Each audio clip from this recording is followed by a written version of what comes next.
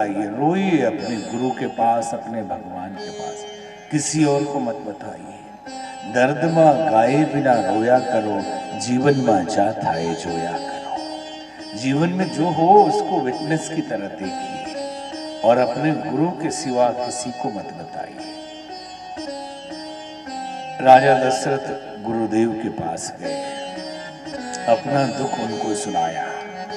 उन्होंने कहा उपाय है। श्रृंगी ऋषि के पास लेके गए, यज्ञ की तैयारी की। श्रृंगी ऋषि वशिष्ठ बुलाया,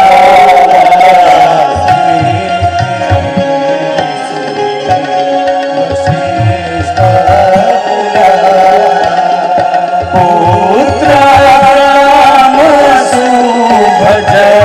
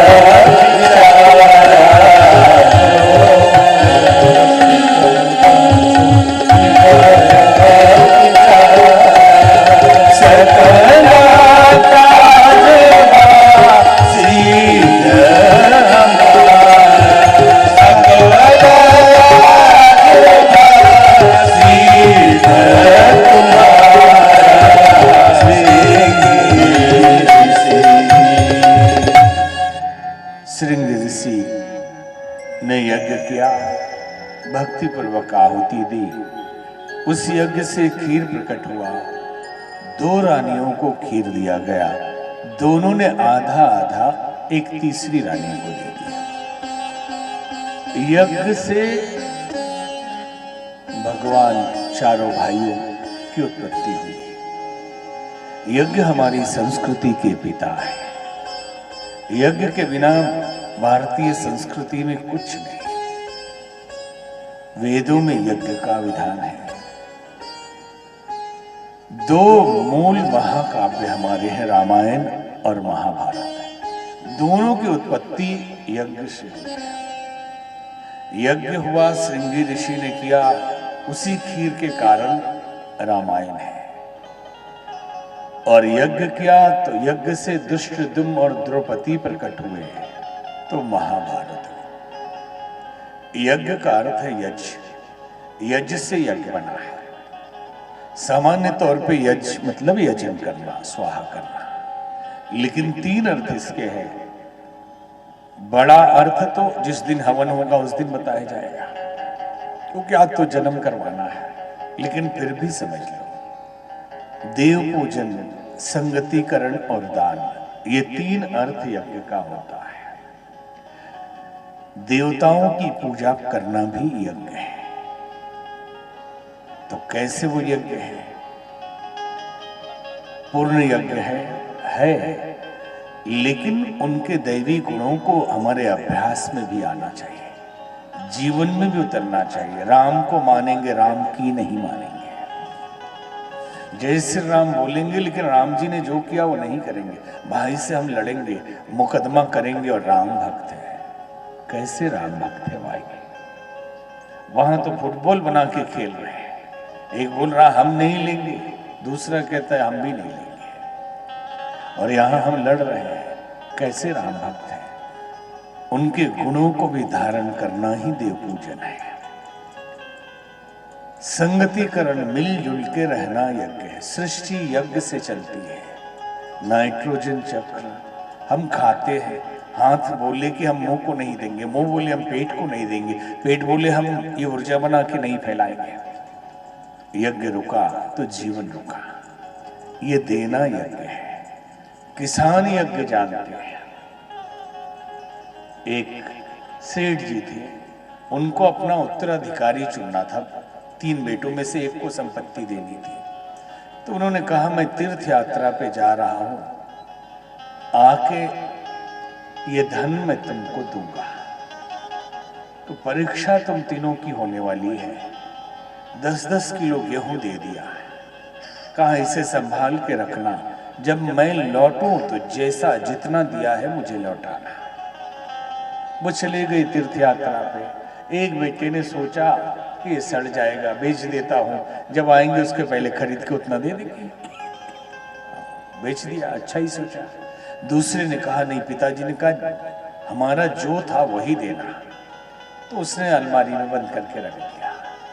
तीसरे ने सोचा मुझे धन दे या न दे खराब हो जाएगा, इसलिए इसको बो दीजिए। खेत में बो दिया। जब लौट के आए तो एक का तो सड़ चुका था, एक का वही नहीं था, और एक ने 2 क्विंटल गेहूं दिया। बोले ये मिला है उससे। बोले तुम ही लायक हो।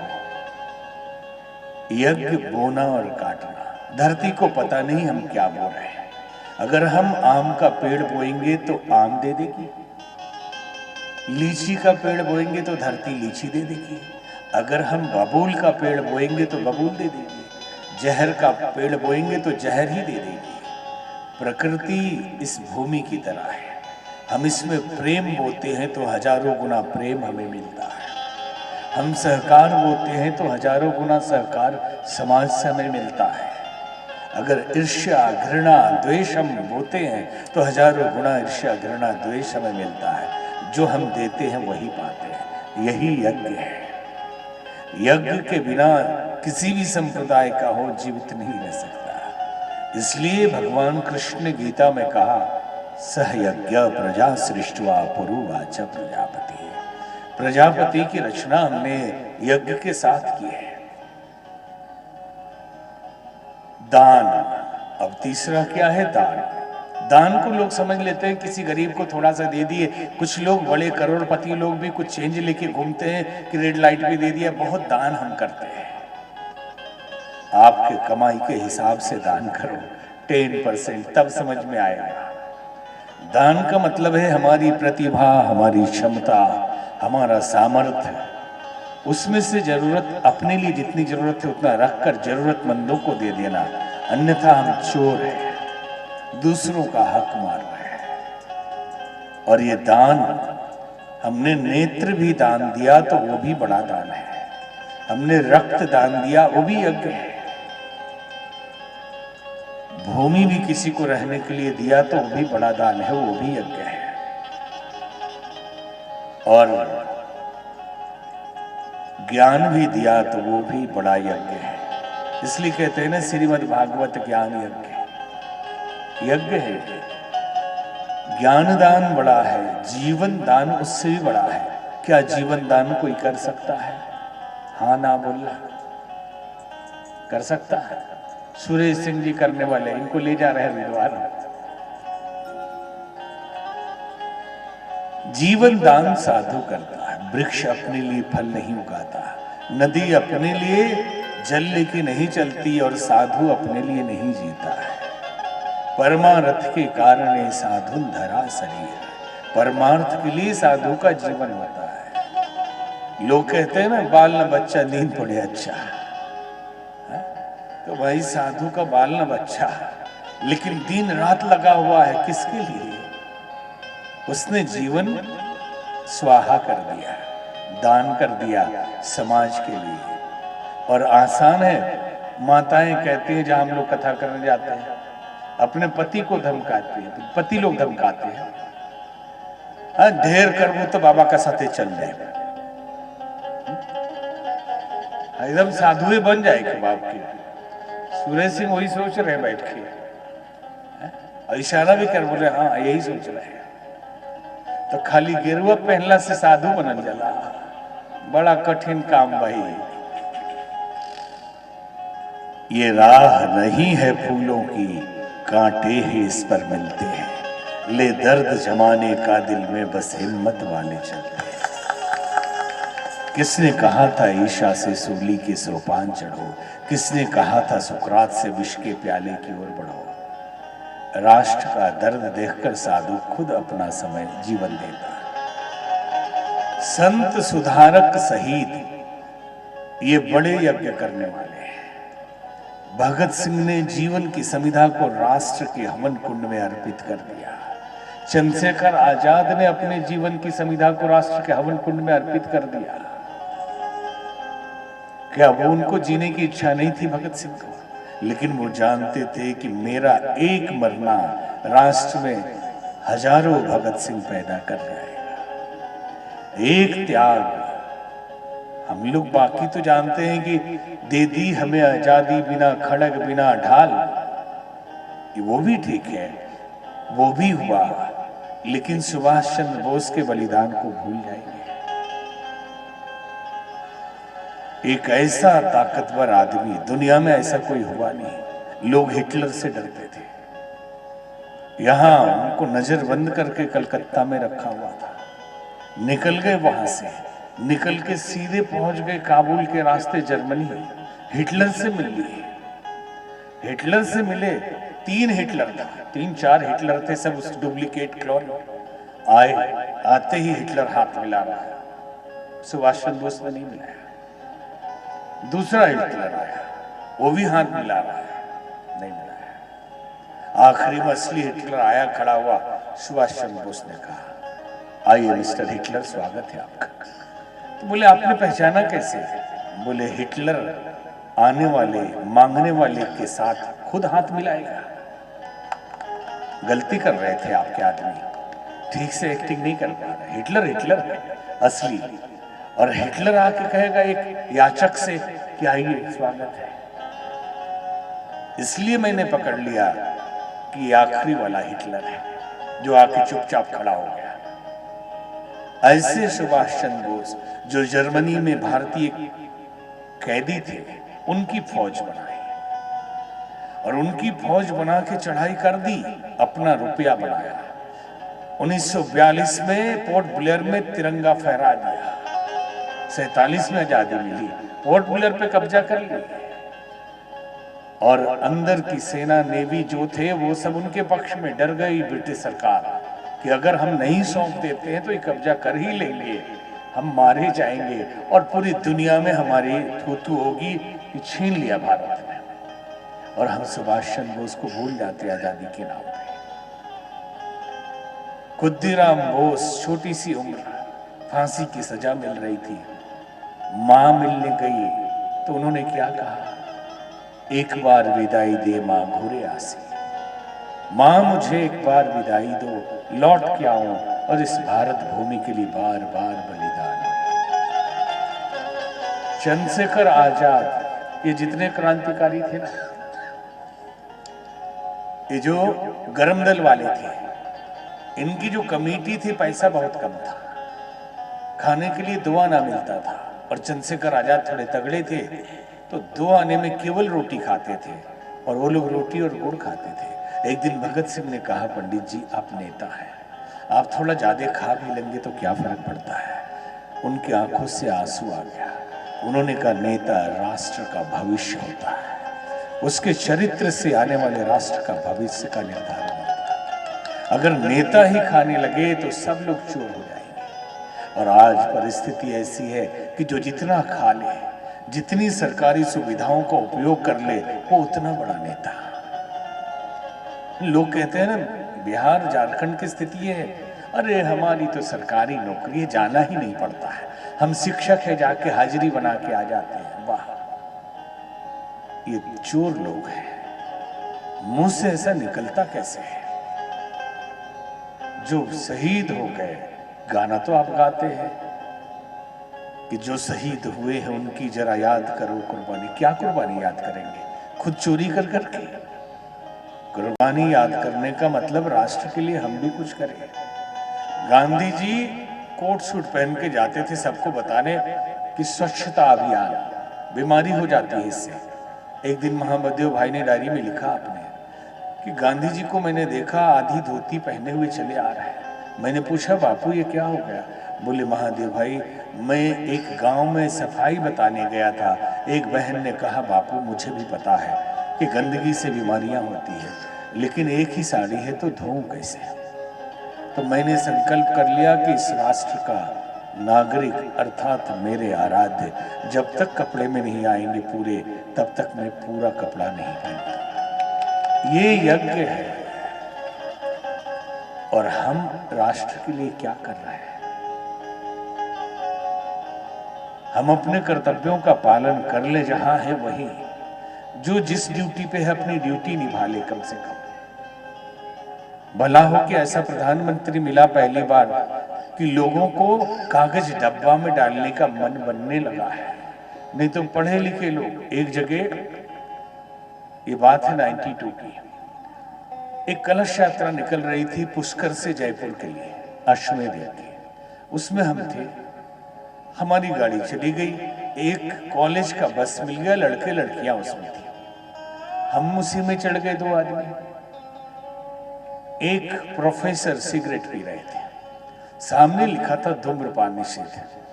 तो हमने कहा प्रोफेसर साहब ये बच्चों पर क्या असर पड़ेगा, आप सिगरेट पी रहे, लिखा भी है। बोले आपको क्या पता, बाबा लोग हैं, ये नियम हम ही लोग बनाते हैं। उन्होंने कहा वाह क्या आपका चरित्र है उज्जवल, और आपका असर जरूर समाज पे पड़ेगा। ऐसा ही नियम बनाइए, ऐसे ही पालन भी करना चाहिए। ऐसा समाज चल रहा है। अभी राष्ट्र के लिए अपने ईमान को जरूर देखना कि हमने देश के लिए क्या किया। देश ने तो हमारे लिए सब कुछ किया, लेकिन हमने क्या किया? और अभी तत्काल की बात कहें कि राम मंदिर का उल्लास है, भगवान आ रहे हैं, हम भगवान राघवेंद्र सरकार विराजेंगे 22 तारीख को। लेकिन अपने गांव के मंदिर की तरफ भी देख लेना कि वहां क्या हालत है मंदिर में। बहुत मंदिरों में पूजा होती है, बहुत मंदिरों में ऐसे ही है, तो क्या वहां पूजा नहीं होना चाहिए? क्या वहां सफाई नहीं होना चाहिए? बहुत मंदिर देखा कुत्ते बैठे हुए हैं, कोई पूछने वाला नहीं। साईं बाबा जरूर पूछ रहे हैं, साईं बाबा की पालकी निकाल रहे, राम जी ऐसे ही बैठे। एक गए हम दिल्ली में, कथा हो रही थी, सामने राधे श्याम सीताराम दोनों मंदिर था एक ही में। तो रोज पालकी निकले साईं बाबा की। हमें एक दिन बुलाया उद्घाटन के लिए, हम मंच पे आए, हमने कहा भाई बर्दाश्त से बाहर है कि धूल मिट्टी जमा है राम जी के ऊपर, कृष्ण भगवान के ऊपर, शिव जी पे एक फूल चढ़ाने वाला नहीं शिवलिंग पे, और इतनी भीड़ मंदिर में सब साईं की पालकी निकाल रहे हैं। क्या हो गया है? क्या राम जी की शक्ति कम हो गई है जो उनसे मांग के आपको नहीं मिलने वाला? क्या हनुमान जी की शक्ति कम हो गई है कि साईं बाबा दे देंगे आपको? कि शिव जी की शक्ति कम हो गई? अरे वो संत थे, अच्छी बात है, उनको भी पूछिए, बुरी बात नहीं है, लेकिन आप अपने भगवान की उपेक्षा मत करिए। तो आप अपने गांव में अभी 2-4 दिन है ना, तो आसपास सफाई कर लेना, कम से कम मंदिरों की। बहुत छठ में करते हैं, रास्ते का भी कर लेते हैं। तो आप समझो राम जी आ रहे हैं तो केवल अयोध्या थोड़ी आ रहे हैं, वो तो पृथ्वी पे उतर रहे हैं। तो गांव-गांव जाएंगे, देखेंगे कहां कहां सफाई है। जिंदगी हवन करे चलो समाज के लिए, बहुत दिनों मरे जिए है तख्त ताज के लिए। जिंदगी हवन करे चलो समाज के लिए, जिंदगी हवन करे चलो समाज के लिए, जिंदगी हवन करे चलो।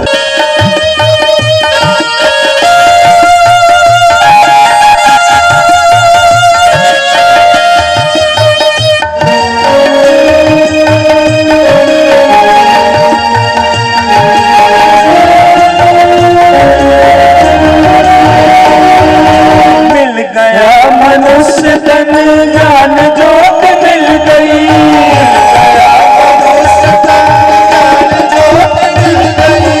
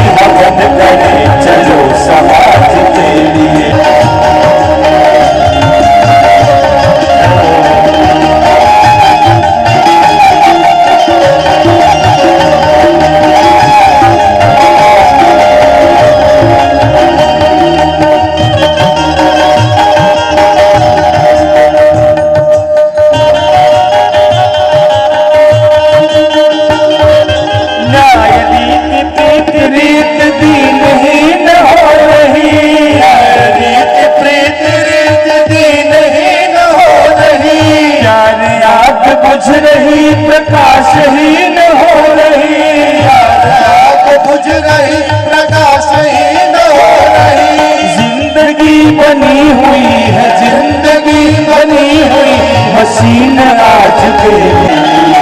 जिंदगी हवन करे चलो समाज के लिए।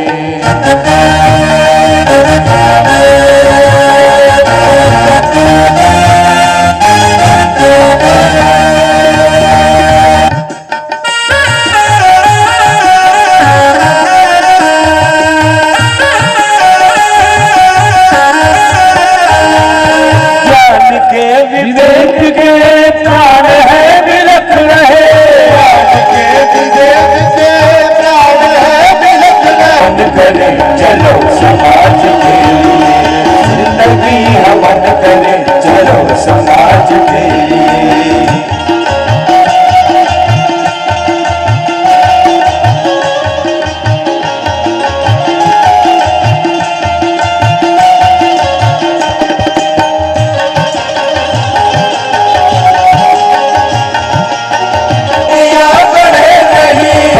कदम प्रकाश के विरोध में नहीं, कदम प्रकाश के विरोध में नहीं। चलो चले करे प्रयास, चलो चले करे प्रयास राम राज के लिए। जिंदगी हवन करे चलो समाज के लिए, जिंदगी हवन करे चलो समाज के लिए। बहुत जो गगन ग्रह तिथि सकल अनुकूल, शरण अचर हर्ष जुत राम जन्म सुख। भगवान के जन्म के अनुकूल मुहूर्त हो गया। एक बार हमने किसी से सुना चैता गाते हैं, ये बोल रहे थे आज कि दूसरा महीना में चैता गावल जाला। चैता भाई जब जन्म हुई तब गावल जाई। तो वो याद तो 2 लाइन याद है।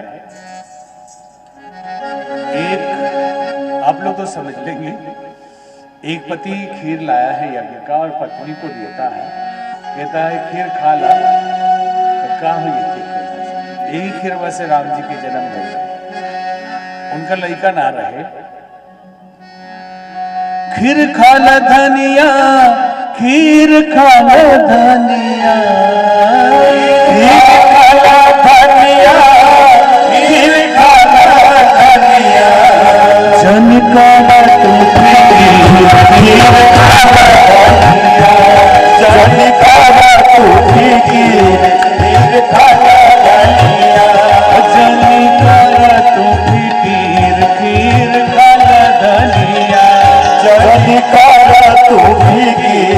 खीर खाला धनिया।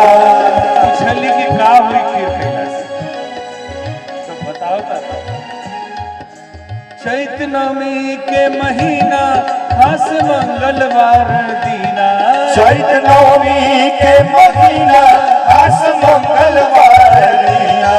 चैत नवमी के महीना खास मंगलवार दीना, चैत नवमी के महीना खास मंगलवार दीना। भैले राम जी दीना यही खीर खैला से, भैले राम जी दीना यही खीर खैला से।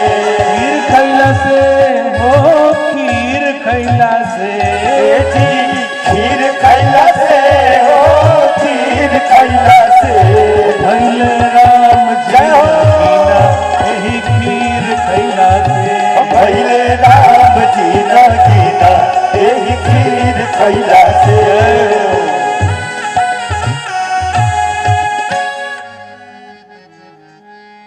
खीर खाने से राम जी का जन्म हुआ था। जोग लगन ग्रह बार,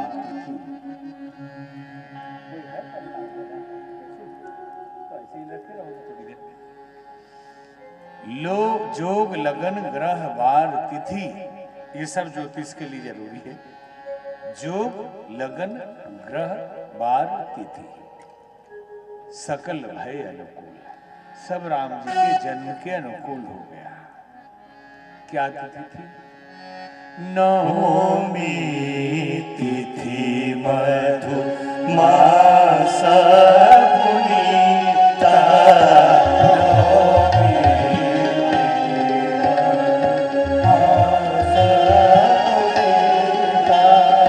शुक्ला पक्ष अभिजित हरिप्रीता, शुक्ला पक्ष अभिजित हरिप्रीता, नवमी तिथि मधु मध्य दिवस अति शीतल धामा,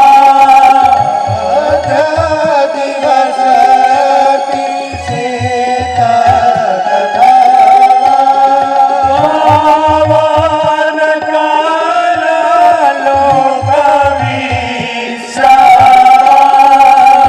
पावन काल लोक विश्राम, पावन काल लोक विश्राम, नवमी तिथि मधु मास पुनीता, नवमी तिथि मधु। चैत्र मास नवमी तिथि मंगलवार, भगवान का प्रिय अभिजीत मुहूर्त। भगवान कौशल्या जी के